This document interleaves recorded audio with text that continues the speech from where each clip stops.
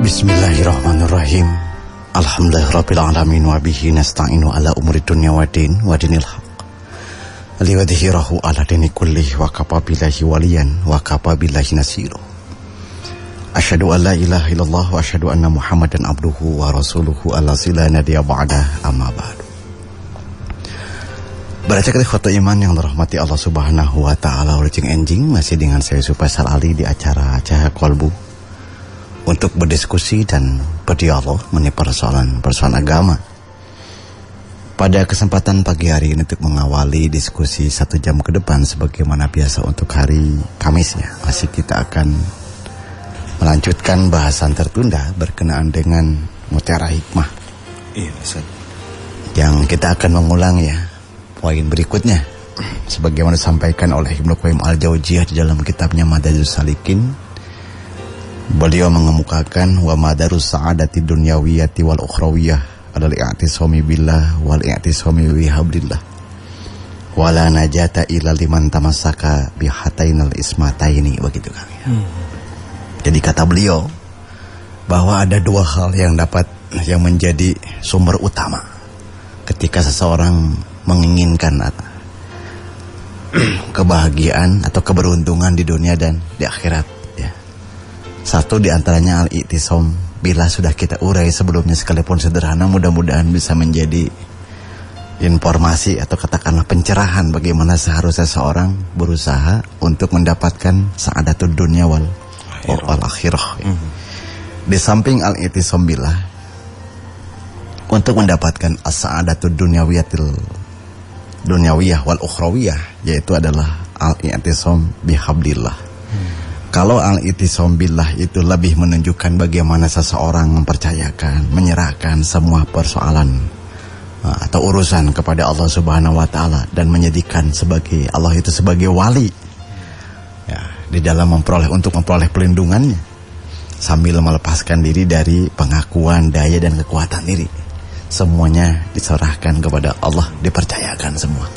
Maka al-i'tisam billah itu lebih kepada bagaimana seseorang berpegang teguh kepada kerububiyahan Allah. Sehingga Allah dengan orang beriktisam, berpegang teguh kepada kerububiyahan Allah, maka Allah akan memberikan sebuah perlindungan kepada kita. Akan memberikan sebuah pertolongan dari apa? Dari kebinasaan diri, itu kan ya. Berbeda dengan al-i'tisam bihablillah. Al-i'tisam bihablillah itu sama kan, berpegang teguh kepada Allah. Bihablillah terhadap tali Allah ya. Tujuannya apa? Untuk mendapatkan perlindungan dari Allah agar terbebas dari kesesatan itu. Kalau tadi mah al-halakah dari billah mah. Kalau ini mah dari kesesatan. Kesesatan apa? Kesesatan hidup. Maka ketika seseorang ingin dijaga oleh Allah, dilindungi dari kesesatan di dunia ini, maka yang harus ditampilkan oleh seorang hamba adalah al-i'tisam bihablillah, berpegang teguh kepada Allah, tali Allah. Lamun berpegang teguh kepada tali Allah, maka Allah akan ngasih perlindungan supaya tidak sesat, begitu. Nah, yang dimaksud al-i'tisam bihablillah itu kalau kita lihat di dalam Quran itu juga disebutkan kan. A'udzubillahi minasyaitonir rajim. Dalam Al-Quran disebutkan wa'tasimu bihablillahi jami'an wa la tafarraqu. Nah, gitu ya. Kalau wa'tasimu billah itu sudah dijelaskan, ada 4 ayat ya. Allah jelaskan bagaimana pentingnya i'tisam billah. Ya kalimatnya kedah benten ayat billah, i'tisam billah, i'tisam bihablillah, begitu. Kalau billahnya sudah, sekarang bihablillah. Al-Quran menyebutkan dalam surat Ali Imran ayat 103 ya. Wa'tasimu bihablillahi jami'a wa la tafarraqu. Hendaklah kalian berpegang teguh kepada tali Allah jami'ah, secara totalitas, begitu kan. Wala tafarraqu, dan janganlah kalian berpecah belah. Maka disinilah pentingnya di samping bihablillah, billah, i'tisam billah juga i'tisam bihablillah. Yang dimaksud i'tisam bihablillah itulah berpegang teguh itu dimaksudkan kepada Al-Quran. Karena bagian dari kalam Allah.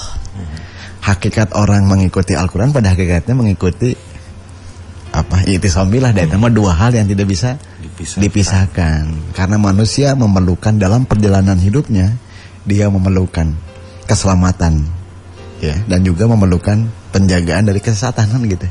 Apalagi orang yang mau menuju kepada Allah Subhanahu wa taala, tentu saja Yang diperlukan adalah pengawasan, perlindungan dari Allah Subhanahu wa taala agar tetap ajeg gitu kan.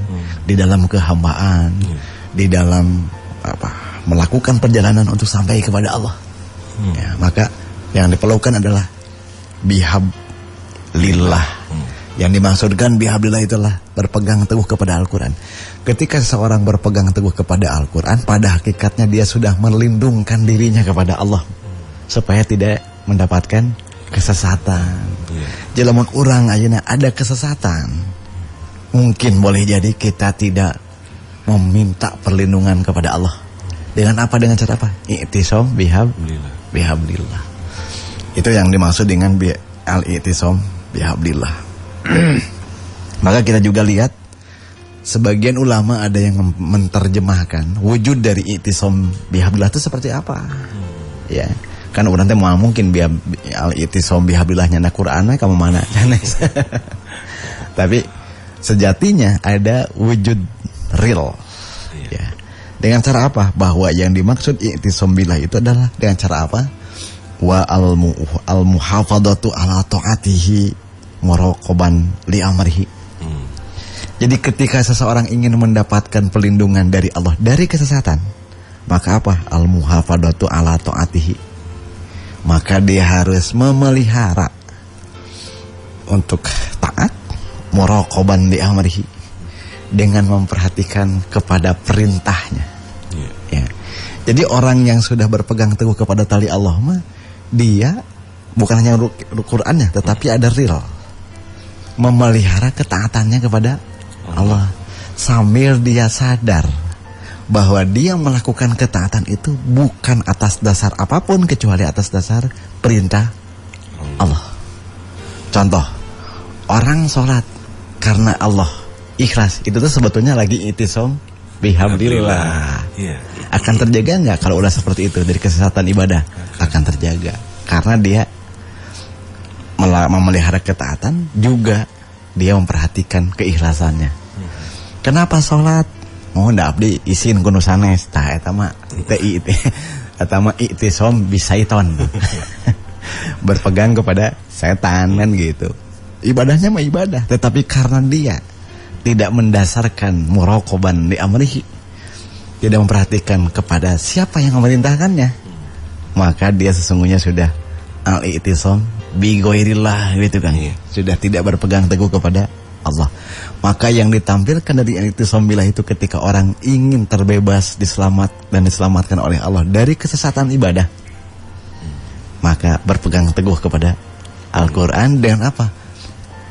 Al-muhafadhah ala ta'atihi muraqaban li amrih, dengan senantiasa menjaga diri, memelihara untuk tetap taat, muraqaban li amrih, serta memperhatikan perintahnya. Semata biar tidak masuk kategori tafaruk itu tadi. Ya, kalau seseorang sudah dipelihara oleh Allah, memelihara, kita berlindung kepada Allah dari kesesatan, maka Allah akan jaga supaya tidak terjadi tafaruk. Maka Al-Quran tadi disebutkan wa'tasimu bihablillah jami'an wala tafarraqu. Janganlah kamu berpecah belah, bercerai-berai. Bercerai-berai, orang bercerai-berai berbeda. Apa ya? Seperti orang terdahulu gitu kan ya. Orang Yahudi berpecah belah, Nasrani berpecah belah, orang Islam pun berpecah belah sampai 73 golongan. Itu kenapa bisa terjadi? Karena mereka tidak bihablillah, tidak menyekelan karena Quran, tidak memelihara ketaatan, tidak memperhatikan siapa yang nyuruh. Dah sholat nama biasa gitu kan, kan eta nu miwarangna saha. Ingat kepada yang memerintahkannya. Ingat, itu bihablillah. Ketika kita ingat kepada yang memerintahkannya, Allah akan kasih perlindungan. Nah ini, ketika orang tidak memperhatikan siapa yang memerintahkannya, maka boleh jadi tafarruq, bercerai-berai. Bercerai-berai di itu sanes bukan hanya sekedar menjadi firqah. Ya, kelompok-kelompok yang sekarang kan banyak, dari dulu juga udah ada gitu kan ya. Tetapi yang paling berbahaya bercerai-berai jeung Allah kan. Pepegatan kan sareng Allah. Putus sama. Putus hubungan ya cek Allah. Snepikeun ka dieu we jang. Dabungan cenah. Wayahna dan teh i'tisam gitu. Kalau semuanya i'tisam billah, bihablillah, akan mungkin enggak terjadi perpecahan. akan kan. Kalau semuanya benar. Kenapa terjadi banyak perpecahan? Karena yang satu pegang Al-Quran, yang satu enggak. Sekalipun sebagai seorang Muslim. Nah ini jadi begitulah. Bihablillah itu sangat dipentingkan. Oleh sebab itu maka ketika seseorang ingin berlindung kepada Allah dan mendapatkan perlindungan dari Allah dari hal persoalan lurusnya beribadah kepada Allah, maka al-i'tisam atau itu ke Allah teh berpegang teguh kepada Allah karena Al-Quran diawas ke orang dibaca diikuti, pada hakikatnya dia sedang memohon perlindungan kepada Allah dari kesesatan. Karena kalau dia tidak al-i'tisam bihablillah maka bukan mustahil ibadahnya menjadi bid'ah. Penyakit ibadahnya banyak. Mungkin kita ini kan penyakit ibadah yang sampai kepada kita hari ini datang teu ikhlas, hoyong ria, hoyong katingal, eta teh teu i'tisam bihablillah. Maka Allah enggak akan ngasih penjagaan. Kenapa? Ya kamu juga enggak mau megang. Maka mungkin boleh jadi hari ini mohon maaf kita tidak tawakal, kita tidak ikhlas, kita tidak sabar, tidak asiqatu billah, henteu yakin, tidak bihablillah. Maka semua terurai, berpecah. Maka taparikotul qolob ben kabarideno satu acana tanya eta teh kan tina akibat teu bihablillah. Ibadah teu bihablillah, yakin enggak akan pernah beres. Semua akan acak-acakan. Maka dua hal inilah kata Ibnu Qayyim wala najata illa liman tamassaka bihatainil ismatain.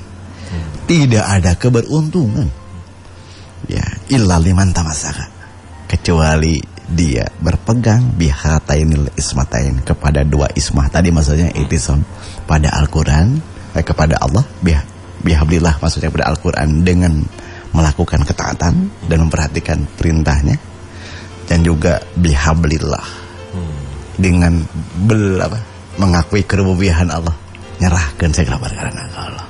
Ya.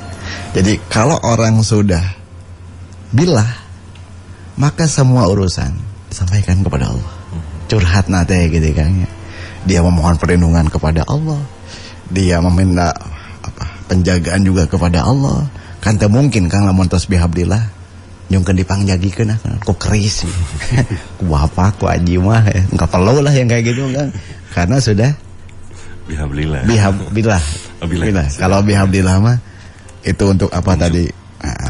Ketaatan. Sehingga para ulama menyebutkan bahwa i'tisam billah itu pada hakikatnya menjaga orang supaya dia tidak melakukan ibadah atau kebaikan bukan dasarnya hawahu. Kalau dia sudah berdasarkan hawahu maka dia pada hakikatnya sudah tidak al-i'tisam billah dan dia sudah keluar dari perlindungan Allah dalam urusan al-hawanya untuk ibadah. Mudah-mudahan dengan dua hal ini ya bisa menguatkan kepada kita bagaimana seharusnya orang i'tisam bi rububiyah dan al-i'tisam bi uluhiyah. Mungkin boleh jadi aya uluhiyah mah sae Kang. Al-Qur'an dicekel taat, tapi pas bagian rububiyah nya masa ngarayap itu ka mana. Ayo oge nu rububiyahna sae. Ya.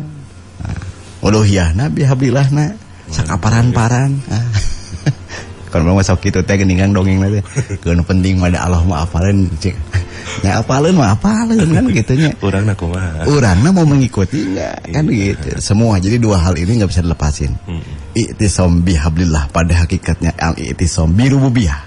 Bihablillah Bihablillah ya. Lamun bihablillah mah berarti mau pegang teguh kepada kekuasaan Allah melalui kepengurusannya. Bi rububiyah iya. Kalau al-i'tisam bihablillah, al-i'tisam bil uluhiyah. Pada hakikatnya ketika orang mau beribadah benar, berpegang teguh pada Al-Quran, maka pada hakikatnya dia meminta perlindungan agar dia tidak sesat.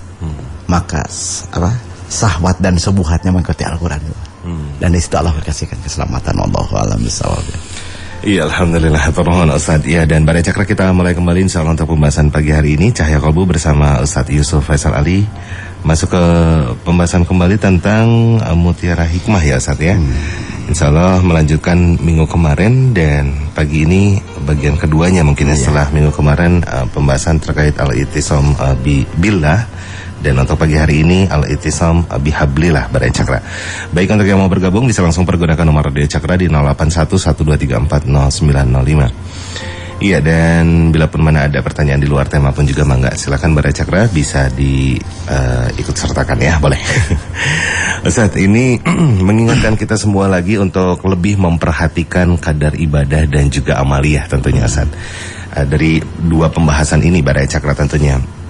Karena khawatir jangan-jangan kita selama ini beribadah ataupun juga melakukan amal soleh itu hanya atas dasar melakukan saja, tidak didasari dengan yaitu tadi bila atas ketaatan kepada Allah, merasa diawasi oleh Allah gitu ya Ustaz ya, segala yang kita lakukan, dan tentunya pun itu tidak bersandar kepada bagaimana keinginan Allahnya. Nah, kekhawatirannya mungkin tentang al-i'tisam itu mengarah kepada hal ini gitu. Silakan Ustaz. Betul, iya. Ketika seseorang tadi ya melakukan kebaikan, atau katakanlah menurut pandangan kita sama ibadah, amaliyah, apapun, tetapi tidak bersandar pada hakikatnya, tidak bihablillah. Karena hakikat bihablillah itu adalah ketika dia beribadah, dia memperhatikan satu, bagaimana seharusnya dia beribadah. Kalau teh requestna kumaha? Toyongna pesena Allah kumaha ka urang teh. Salat cek kalau teh. Allah pesen ya, tapi salatna kudu kieu. Sesuai dengan pemesanan. Iya. Pemesanan Allah. Pemesanan Allah. Bukan pesanan kita. Iya. Itulah bihablillah. Kita saum sesuai dengan pesanan Allah tidak? Atau napi contohkan oge ku Nabi. Oh henteu. Tidak bihablillah. Ketika dia saum iya, tetapi dia tidak sesuai dengan pesanan Allah, itulah adolal. Goyer itu. Goyer. Adolal fil ibadah. Gitulah. Ini dua hal ini nggak bisa dipisah. Sekalipun bentuknya ibadah ya Ustaz. Sekalipun bentuknya ibadah, tetapi itu di situ tidak ada dasar ketaatan. Yang dasar ketaatan itu bukan melakukannya saja, tetapi tek-tek bengek yang terkait dengan tek-tek bengek yang terkait dengan kaifiahnya pun ketika Allah tentukan diikuti. Gitu. Ulah kieu ari pesanan ti Allah, carana kumaha kuring tah mah. Tama bisnis nu kitu mah Kang. Ka Allah. Kalau Allah memesan sesuatu hal, misal cek kalau teh tawakal ya manusia, tawakalna keudahna carana kieu kita ikuti itu. Sehingga pesanan Allah kepada kita itu benar dan Allah akan lindungi itu semua. Kalau sesuai. Nah, kita khawatir tidak sesuai dengan pesanan. Gitu. Aya dipasankeun nama bala-bala misalnya aduh nah ini dongkap perang inang bukan masalah.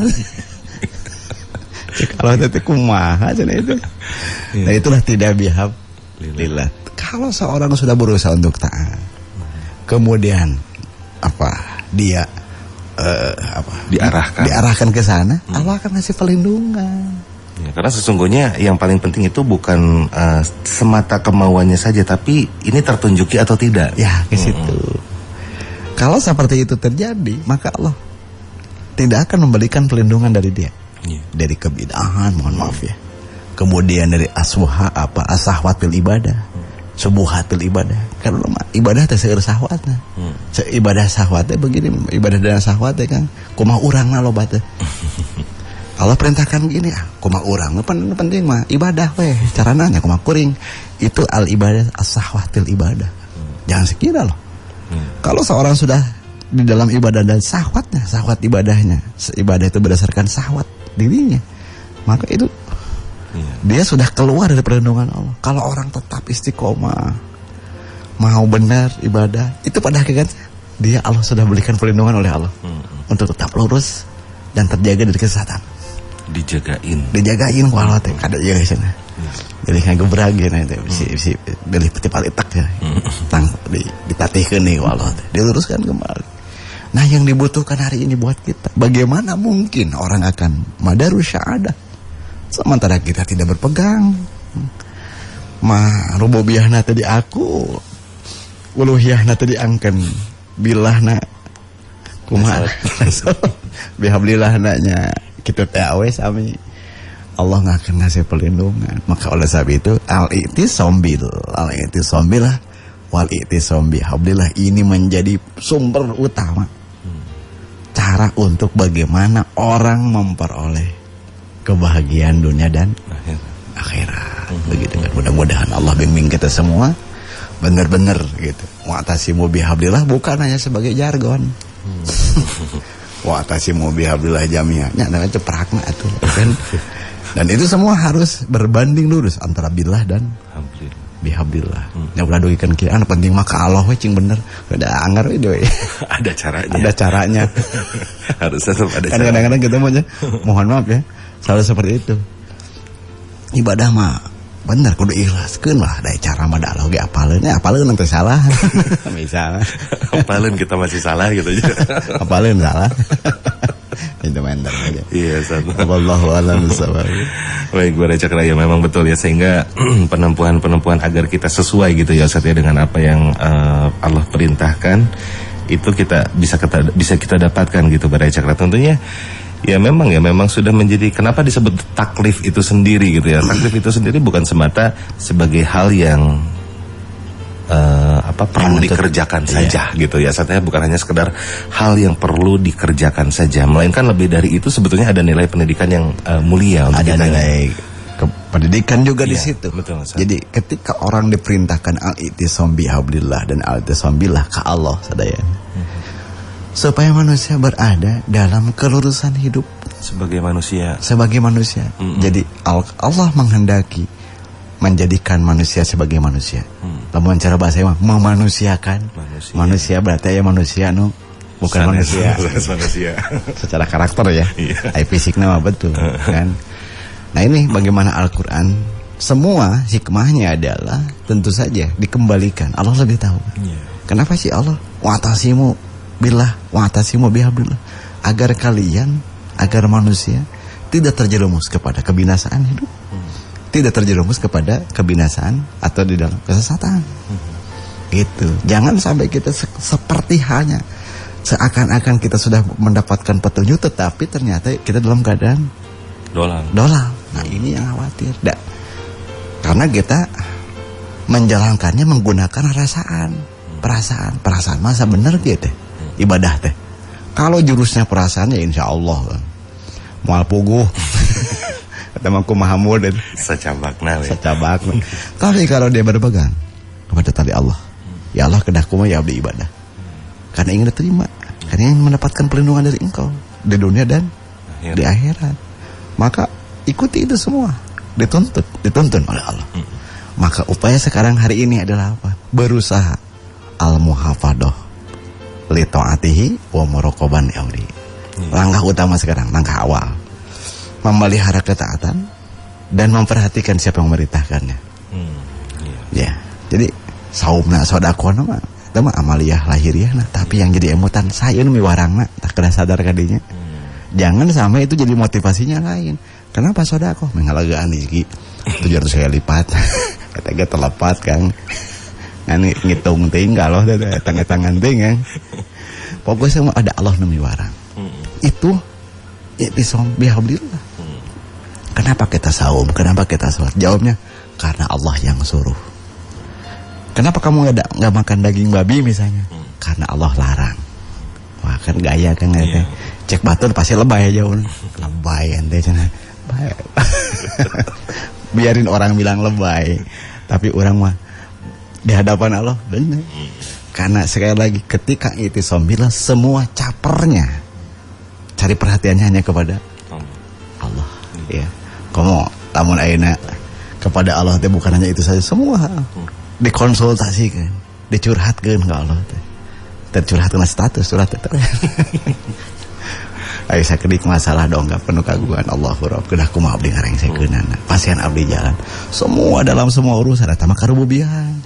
Lamun dina ibadah Allah ya Allah. Allahu Rabb bimbing abdi bisa ikhlas, tawakal, ridho terhadap takdir bla bla bla. Eta i'tisam bihablillah gitu kan. Nah mudah-mudahan dua hal tadi bisa mendorong kita najata fi dunya wal akhirah gitu ya. Wallahu a'lam bishawab. Iya, dan mungkin tambahan berikutnya pun juga ketika kita mempunyai harapan seperti itu ya Ustaz ya, itu tentunya Bara Cakra ini mungkin untuk lebih hati-hati juga, tidak hanya sekedar harapan melainkan istilahnya ada langkah yang dilakukan gitu ya Ustaz ya, dalam arti kata ya kita jemput kita jemput bola gitu ya Ustaz ya, baik itu secara keilmuannya, secara penataan amaliyahnya, terus menjaga keistiqomahannya itu sendiri, dengan tentunya menghidupkan poin-poin yang bersumber kepada qalbiyah. Qalbiyah tentu saja. Silakan lanjutannya Ustaz. Iya.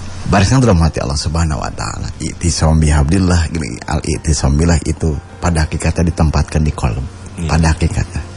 Ada nggak kemauan itu? Kalau tidak ada, sampai ini nggak akan. Orang nggak akan pernah benar tuh ibadah. Sekalipun ibadah. Orang nggak akan pernah pasrah, bener lah. Kalau orang sekalipun pasrah. Tetapi kenapa? Ibnu Qayyim juga menyebutkan begitu. I'tisam yanjidul qalb. I'tisam itu berada di tempat, berada di qalb, menempati qalb, bersentralnya di situ. Karena itu amalul qulub. Yang lahiriah nama itu mah bukti dia al-i'tisam. Orang sholat, orang ngaji itu mah buktinya. Tapi yang paling penting di qalbnya dulu. Ya, ulah lepas gitu. Seperti hanya kita ingat kepada Allah, posisi sentralnya adalah di qalb kita. Ya. Adapun yang ada lahiriahnya, realnya. Orang sholat zikir, tapi kolomnya zikir tuh, tak dia mau tanda ke orang. Bisi malaweng, anggar terjadi sholat itu. Ayo lafadznya kalimat kalimat tayyibah. Tapi hatena teu thayyib. Tak eling ka Allah nyanggar we, cek Allah teh ngaling-ngaling. Nah, maksudnya itu kerububiahannya yang harus kuat juga di situ. Hubungan kita. Jadi sebuah hal apapun harus berimbang di situ kan. Penyadarannya itu. Karena dua hal nggak bisa dilepasin. Ibadah ada nggak pengakuan? Kerbutuh ada nggak al-i'tiraf? Pengakuan kita kurang. Kan semua ada. Ketika kita ingat kepada Allah zikir, ada nggak perasaan kita lemah, kecil? Nah yang hilang di kita kayak gitu kan, nggak sadar bukan? Nggak sadar. Ketika kita ngadoa juga nggak sadar. Allahu Rabbi. Sadar tuh Allah kernguping ada. Sadar teh Allah Robna. Sadar teh Allah Robna. Di kita yang dikuatinnya di ijabahna. Tah eta teh al-i'tisam billah nu kitu teh. Cek Allah teh mung we hungkul ka kuring mas ente mas. Nuntut teh hungkul tapi teh sadar sanu masihan ente. Siga orang udah dikasih dia lupa kepada yang ngasih. Tah kayak gitu. Atau misalnya abdi nambut atas akan kerobrol dia, tapi teh emut akan bakal masihan atas yang nambutkan. Penting artos dah. Penting artos tak anu kitu pragmatis kan cik bahasa legek nu cik Allah teh na di entes. Alhamdulillah ya Allah wa'ala bisawab. Ustaz, boleh kita ke pertanyaan yang sudah bergabung ya. Terima kasih banyak. Bagaimana hukumnya orang yang meminjamkan uang tapi bunganya melebihi banyak? Misalnya minjam 600 dikembalikan jadi 900 dalam jangka waktu tidak sebulan, Ustaz. Iya. Jadi di langkungan. Ya, di langkungan menjelaskan kayaknya. Meminta kecuali kalau dia memberikan kelebihan atas dasar inisiatif atau kesadarannya, silakan. Dari yang meminjam. Bukan yang si peminjam. Bukan dari yang meminjamkan. Kalau yang meminjamkan meminta lebih, nah itu yang disebut riba. Gitu. Tetapi kalau yang meminjamkan mah teu nyungkeun, yang ngaku isyarat nu atos-atos teh sami wae. Bade ngariba. Tetapi kalau kesadaran kita yang dipinjami uang, udah saya mau pinjam uang, yang meminjamkan tidak menentukan, tidak minta, kita yang menentukan biasa abdi panginten, insyaallah pamaya langkung pripasihan panten. Ti abdina. Gitu. Itu mah sebagai sebuah kesadaran. Kalau itu boleh, tetapi kalau ditentukan oleh pihak yang meminjamkan, nah itu yang disebut dengan riba. Dari piutang berarti. Dari piutang. Bukan dari jual beli. Iya. Nah, prinsipnya gitu. Kullu qardin naf'an, ya, setiap ada pinjaman, setiap peminjaman yang ada kemanfaatan di situ, bahwa riba. Berarti pinjaman dasar riba mah dasar utamanya. Kalau jual beli mah bukan. Kecuali kalau ada hal lain di situ, unsur ribanya jelas. Ya, wallahu a'lam bishawab. Sehingga jelas ya Ustaz ya perbedaan antara riba dengan laba gitu ya Ustaz ya. Gitu. Kamu bala mah benten. Kamu dua bala. Riba sareng laba itu beda kan. Harus dipisahkan ya. Biasa riba mah itu biasanya dari kelebihan. Kalau riba ya. Oh riba. Itu dari piutang. Ya, piutang. Berarti sepihak di situ. Iya, betul. Tapi kalau laba itu dari dua pihak. Jual beli, ada barang, ada uang atau saling menguntungkan dengan penukaran mubadalah. Nah itu mah laba di situ. Kelebihannya teh sama-sama ada.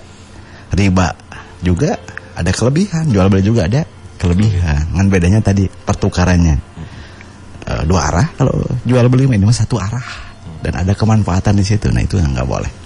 Wallahu a'lam bishawab.